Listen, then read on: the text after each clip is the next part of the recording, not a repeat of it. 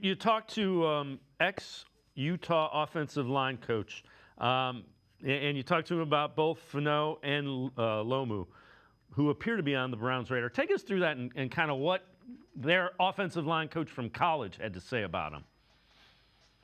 Oh, he thinks they're both going to be. I mean, granted, He's he biased. acknowledges his bias. That he thinks they're but he's coached guys like Garrett Bowles, who we've seen blossom into a really, really, really good offensive lineman for the Denver Broncos.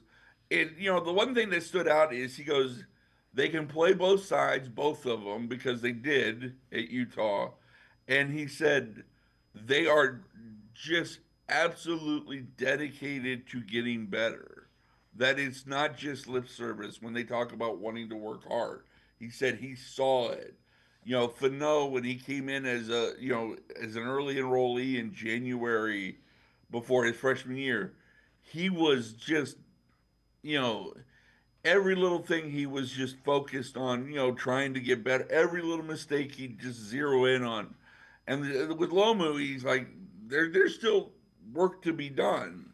There's still growth to be had, but the work's going to be put in. It's not going to be from a lack of effort that if either of these two guys don't make it in the NFL, and both of them also have NFL pedigree in their family history. So he said that sort of plays into it, but he didn't put much weight into it because it's nice. He said it's nice to have those people to fall back on, and it's nice to have those genes in the family, so to speak. But more than anything, he just said, these kids from day one they got to Utah to the last day they were at Utah, they wanted to work, they wanted to get better, and they came with the right mindset that they wanted to dominate the person that was in front of them. And that sounds like what I want in my offense tackles, to be perfectly honest. Yeah, was there a trait with Fano that he wanted that he thought would make him successful at the NFL level? Well, just that he's just dedicated to the littlest of things.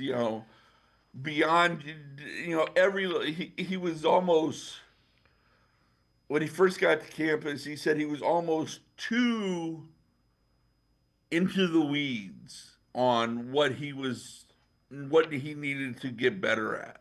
Almost too like instead of seeing he couldn't see the forest through the trees. He was stuck on.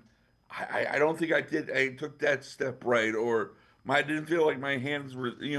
And he dwelled on that, and he had to tell him, no, see the progress, see the growth, see what you are, and as you continue to kind of work, he gave both of them, Spencer and Caleb, over the off season going into their last year Utah, clips of not because he compared them to these guys in terms of what they could be on the field, but because he found successful offensive linemen in the NFL who fit their body types. Like he looked at Lomu and he found Trent. He showed him a lot of Trent Williams tape. He looked at Penei Sewell and Tristan Wirfs for Spencer Fano, and he's like, look at these guys. Watch what they do with their size, and because their size is similar to your size. Not that I think you're going to become Penei Sewell, but at your size and if your work ethic, you know, it sort of goes hand in hand in some ways. That I believe in you enough that I'm sure I'm not asking you to look at some third stringer. I'm asking you to look at some of the best in the game, learn from them because you can maybe become that, if you keep working.